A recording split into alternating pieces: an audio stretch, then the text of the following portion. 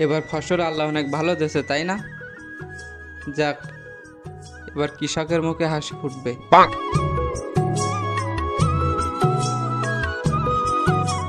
আসসালামু আলাইকুম রহিম মিয়া। ওয়ালাইকুম আসসালাম চেয়ারম্যান সাহেব। কেমন আছেন চেয়ারম্যান সাহেব? শরীর স্বাস্থ্য ভালো আছে তো? আছি আলহামদুলিল্লাহ ভালো। তা এবার ফসল তো অনেক ভালো হয়েছে নাকি?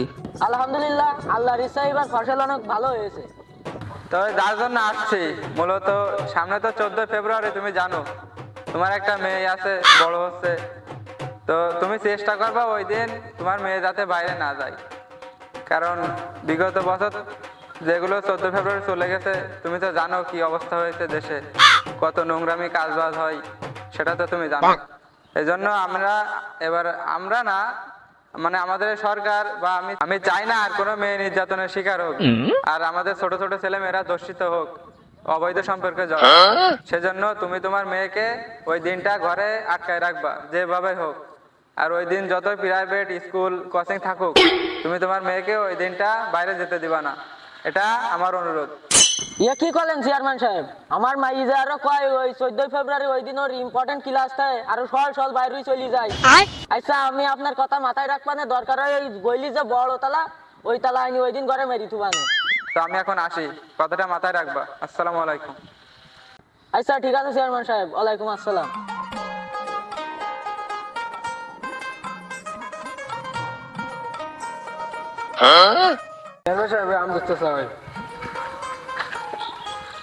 আসসালামু আলাইকুম আমজাদ মিয়া।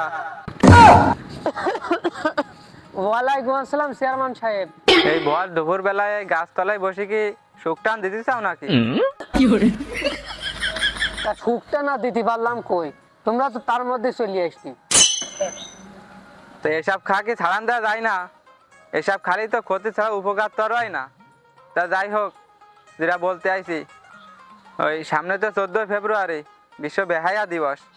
তো তোমার ঘরে তো একটা যুবক ছাওয়াল আছে, তো ওই ছাওয়ালটারে একটু সাবধানে রাখি, ঘরে আটকায় রাখিনি ওই দিনটা।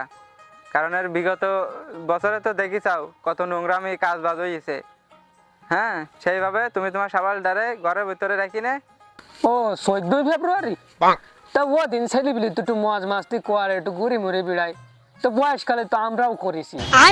দেখিস বুড়োর কাণ্ড, নিজেই তো খারাপ ছিল সে ছাওয়ালটা আরো খারাপ বানিয়ে দিছে।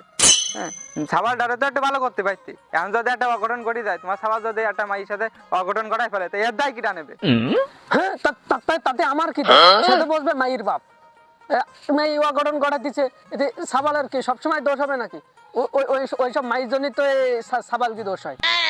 ধুর এবারে বুঝাবে কিটা। আহা চাচা, একা তো আর তালি বাজে না। তোমার ছাওয়ালটারে তুমি একটু দেই শুনে রাখি না, আর পরের মাইয়ে সে দেই শুনে রাখবে না, তাহলে তো আর কোনো অঘটন ঘটবে না। এবার তো আর সেই দিন নেই, এবার দেশের সরকার বদলাইছে, দেশও বদলাইছে, দেশে ইনসাফ কায়েম হয়েছে।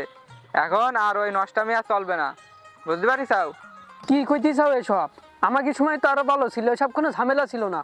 যাই হোক, এখন যেহেতু ঝামেলা টামেলা চলে গিয়েছে, আমি আমার যে সাবালে সাবধান করে দিবানে যাতে সব কাজে না যায়। তা আমি এখন যাই। আসসালামু আলাইকুম। ঠিক আছে, ওয়ালাইকুম আসসালাম।